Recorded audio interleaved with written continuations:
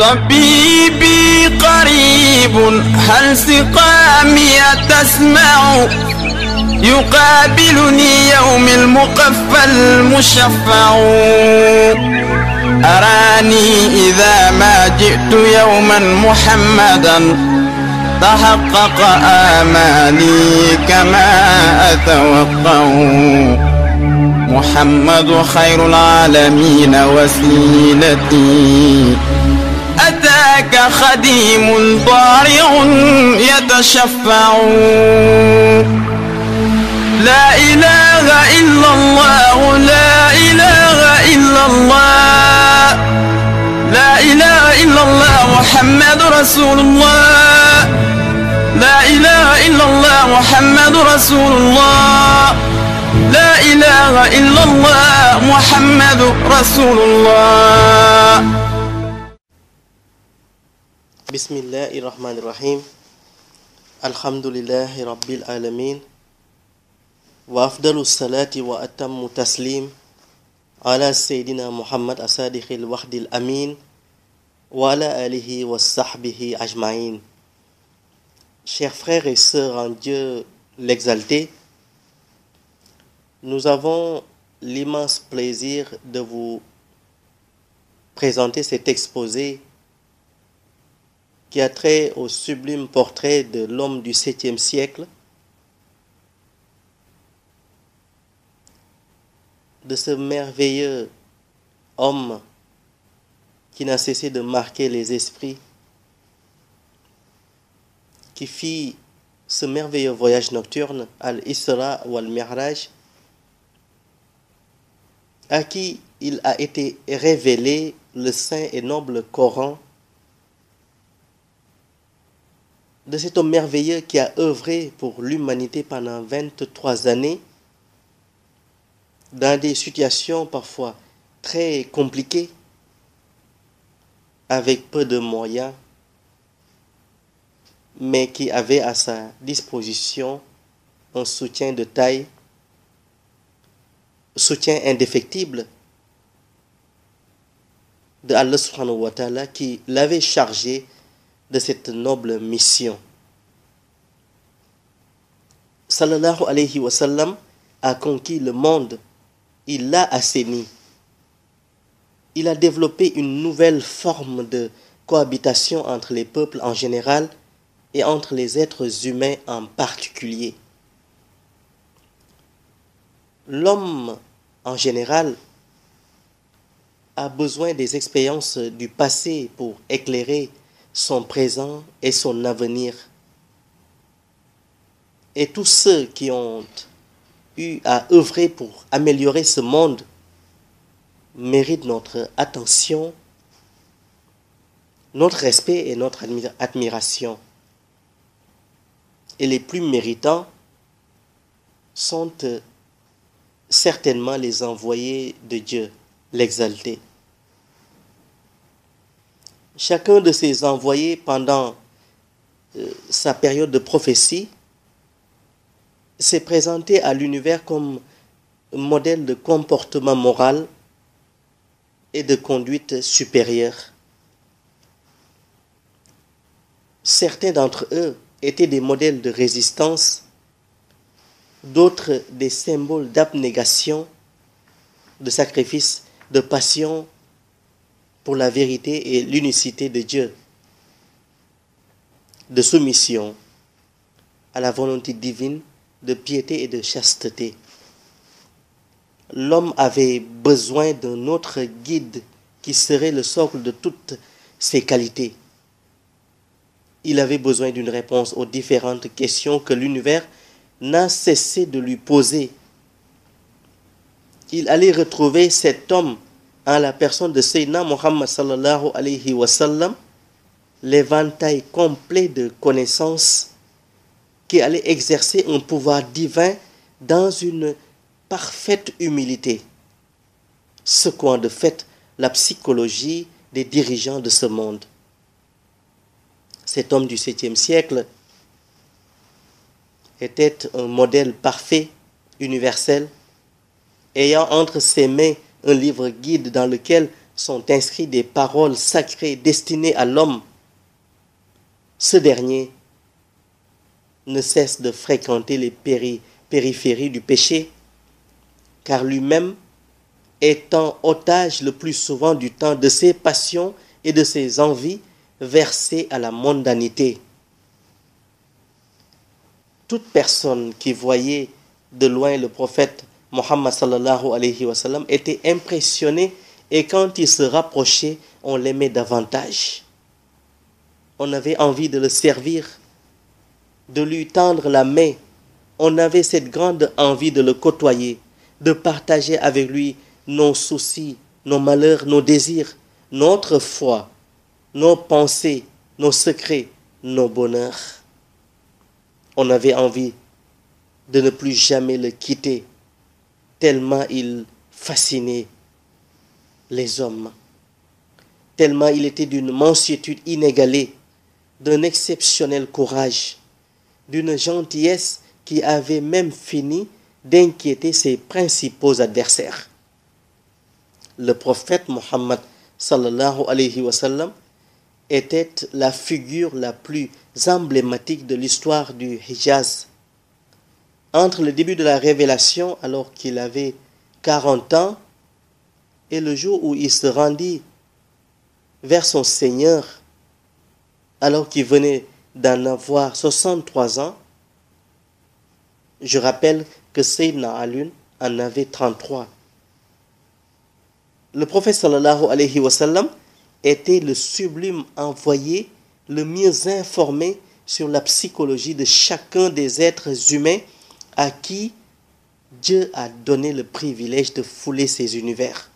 Alayhi salatu wassalam était le mieux informé des allées et venues des anges, depuis les cieux jusqu'à l'espace terrestre. Il était le témoin des commandements de Dieu, l'annonciateur de la bonne nouvelle, l'avertisseur envers ceux qui sont négligents, le convocateur des égarés vers le chemin de Dieu, la sublime lumière qui anéantit l'obscurité tout en montrant le droit chemin. En permanence, il était en communication avec son Seigneur. Il était d'un calme doux. Il était d'un silence qui avait fini par impressionner son monde en général. Et au-delà de celui-ci, tout Makkah. Les paumes de ses mains étaient comparables à du fin et doux coton. Quand on lui serrait la main, on avait l'impression que cette dernière était trempée dans une bouteille contenant le meilleur des parfums. Quand sallallahu alayhi wa sallam parlait, sa parole était d'une telle douceur qu'on avait envie de s'endormir à l'écouter. Il ne sortait jamais de son sujet, tellement il était structuré dans sa manière d'agir, de penser, de faire agir les autres. Il était tolérant. Tolérant au point que certains de ses compagnons voyaient en sa tolérance une démesure. Mais il était resté dans cette voie de la tolérance, dans cette voie du pardon, car sa noble mission sur terre consistait à pardonner, à aimer son prochain, à éduquer sans blesser, à soigner les cœurs devenus malades. Nos passions et nos envies sont passées par là. Sa foi était versée à son Seigneur. Son Seigneur était son unique repère et son repère était sa lumière. Sa lumière est aujourd'hui l'élément qui nous rend un certain équilibre dans notre existence. Cette modeste existence, dans notre foi en Dieu. Mais cette lumière nous interpelle à plus d'un titre. Elle nous rappelle nos devoirs et nos droits. Elle nous rappelle les liens féconds qui nous lient avec notre âme. Cette lumière nous permet aussi de mieux transcender cette communion entre l'âme, le corps et l'esprit devenu matière. Sa lumière booste notre esprit. la faisant pérégriner vers d'autres sphères. Sa lumière est la source qui apaise le cœur et qui rend notre raison en phase avec notre foi. Cette foi en Dieu que nous avons, qui est du domaine de l'ineffable et qui aujourd'hui peut avoir une certaine corrélation avec la raison. Ma pensée me fait agir dans la foi. Elle me fait penser que cette foi qui est en moi ne m'a pas rendu vulnérable, mais bien au contraire, elle m'a rendu fluide dans la pratique de la foi. Elle m'a rendu souple dans cette pratique.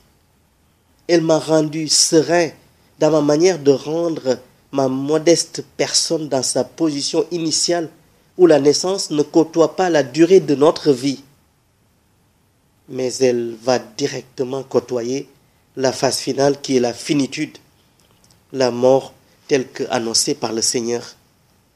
Ma foi a fait de moi ou de nous en général des hommes privilégiés, puisque nous avons cette raison qui nous différencie de l'animal, du végétal et du minéral.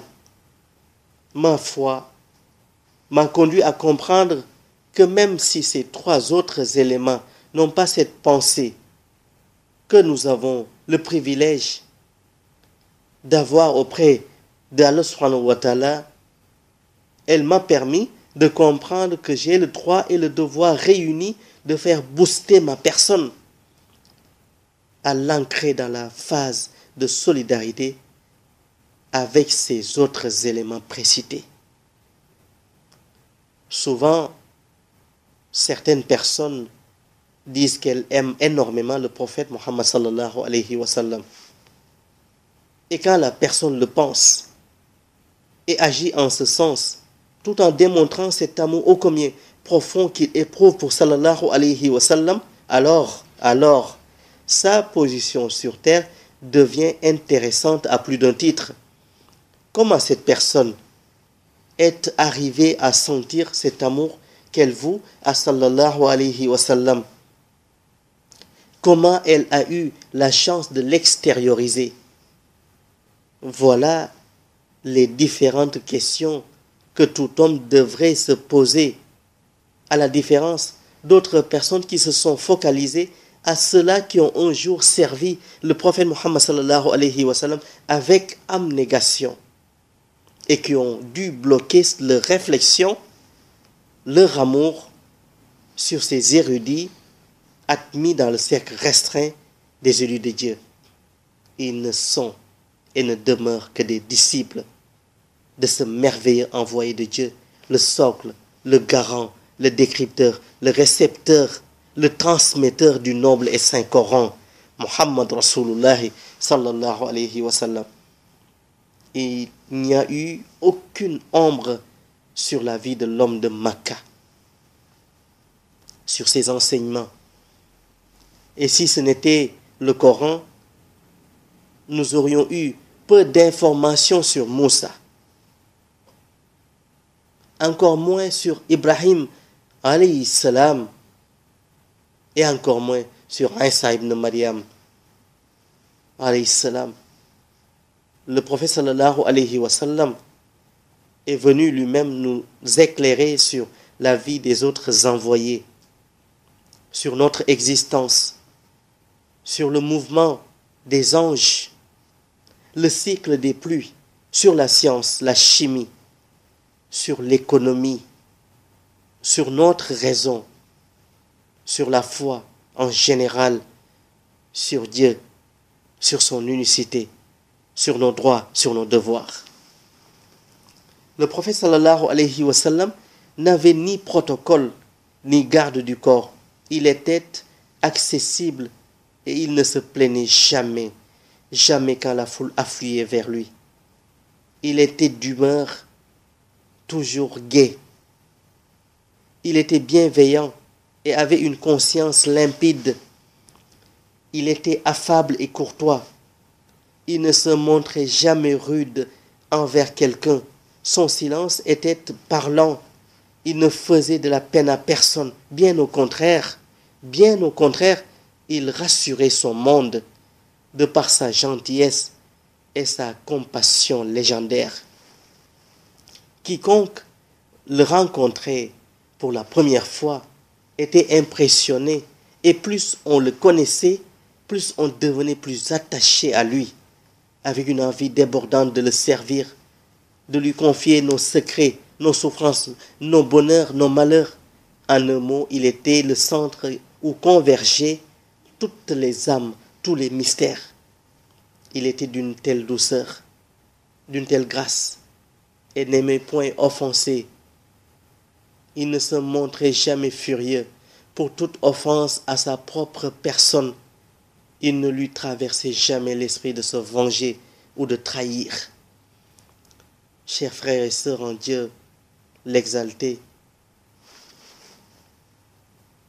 Inch'Allah Ta'ala, la semaine prochaine, nous continuerons de débattre encore et encore sur le portrait du prophète Muhammad sallallahu alayhi wa sallam, ses qualités, ses enseignements, ses combats, et comment au bout de 23 années, il a fait essaimer l'islam un peu partout dans cet univers qui est exclusivement la propriété du Seigneur Allahu Wahidun.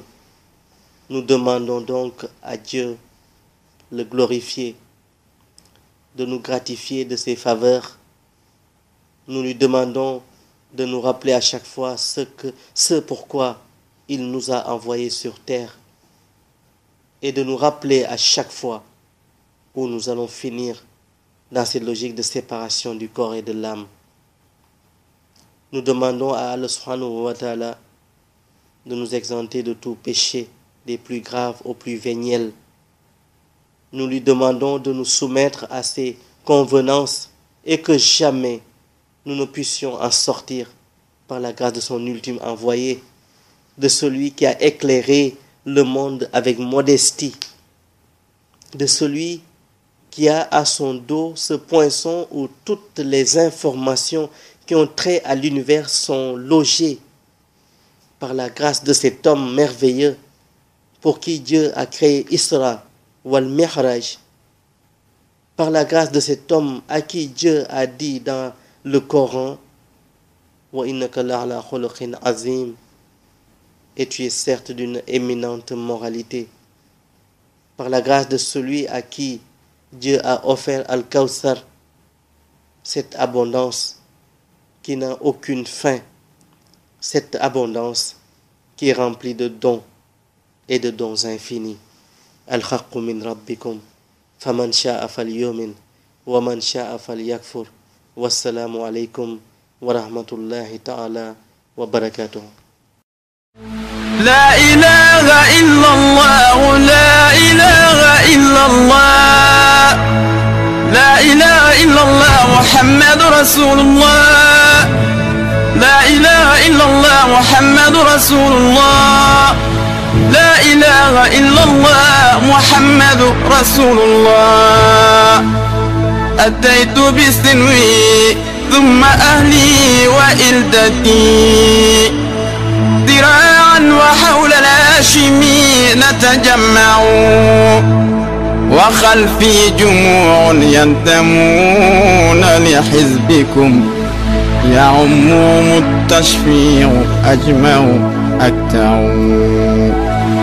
أيا نفس أدركت الأماني فهذه مرابع خير الناس والنور يسطع فألقت عصاها واستقرت بها النوى ونلت المنى ما بال عينك تدمع لا إله إلا الله محمد رسول الله.